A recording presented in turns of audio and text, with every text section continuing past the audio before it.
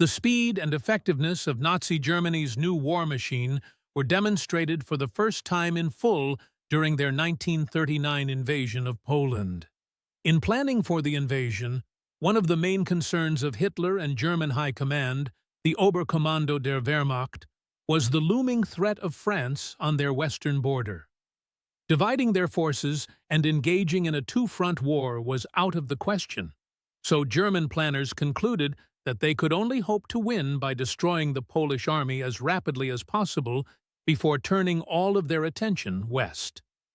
To achieve this, they relied on the Prussian strategy of decisive maneuver, which aimed for rapid surprise attacks, followed by encirclements of retreating enemies. This proven tactic was supported by new ideas about mechanized warfare developed during the interwar period. Most importantly, the concept of the Panzer Division.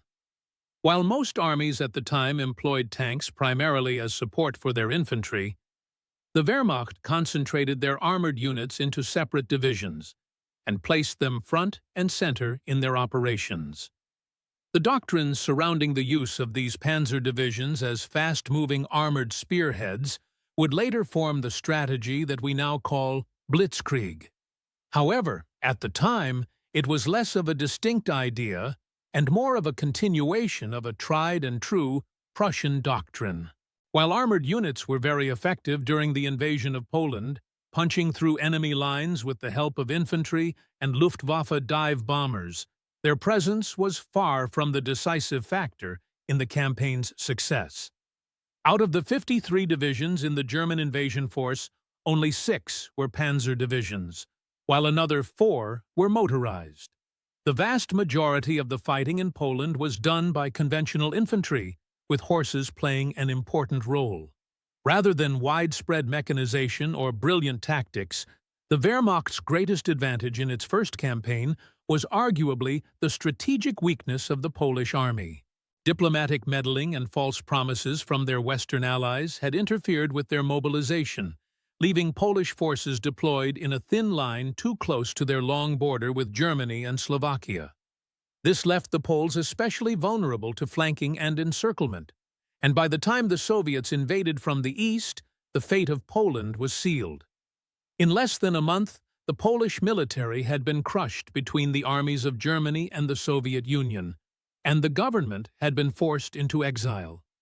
In April of the following year, the Germans set their sights on Denmark and Norway in order to deny the British access to the Baltic, secure their iron ore supply from neutral Sweden, and gain access to Norwegian heavy water facilities.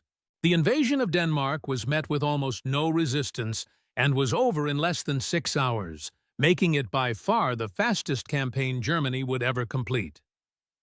Norway did not fare much better.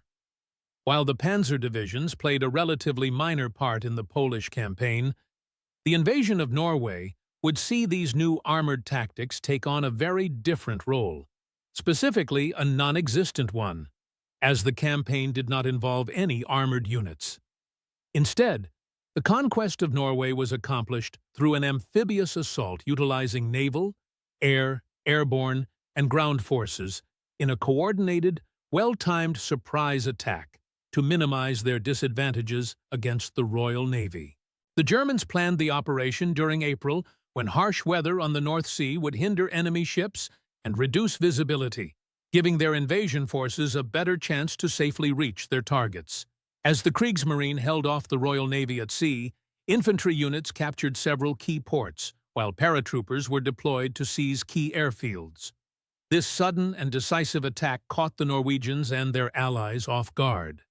Although it would be 2 months before the Norwegian army would capitulate, the nation's capital and most of its major cities fell to the Germans' amphibious invasion within the first 24 hours. The invasion of Norway was not the only important role that the Kriegsmarine played during the first 2 years of the war. Although Germany was blockaded immediately after the war started, the Germans also simultaneously began their convoy raiding campaign. German submarines would even infiltrate the British base at Scapa Flow and sink a battleship, the HMS Royal Oak. With the adoption of wolf pack tactics, The U-boat fleet had immense success, sinking millions of tons of shipping. This period of early success would be nicknamed the Happy Time by German sailors. A month after the invasion of Norway, the Germans finally ended the 8-month phony war by launching their western offensive into the Benelux and France. The German plan relied heavily on fast-moving armored and motorized units to exploit weakness in the Allied defenses. On May 10th, the German army launched a surprise attack on the neutral countries of the Benelux. Overwhelming force combined with daring airborne assaults quickly managed to break the back of the Dutch army, while the Belgians, supported by both France and Britain, buckled in the face of Hitler's finest panzer formations. Rather than attacking the enemy head-on, fast-moving German units outmaneuvered their Allied counterparts to cut off their supply lines and disrupt reinforcements. It was these armored spearheads that drove through the Ardennes, avoiding the Maginot Line and encircling the British expeditionary forces around Dunkirk.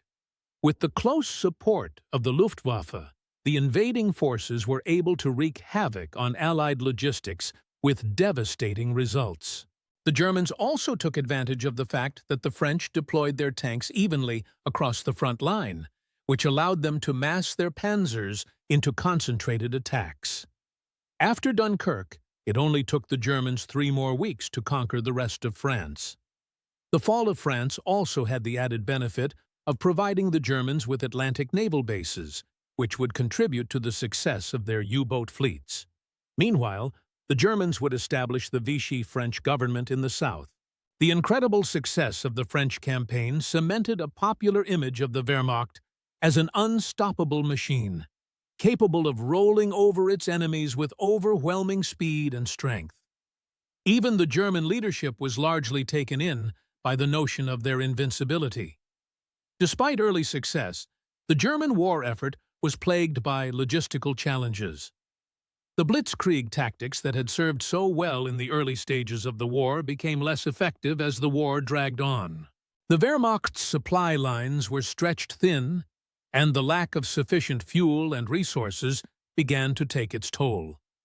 The failure of Operation Barbarossa, the invasion of the Soviet Union, marked a turning point in the war.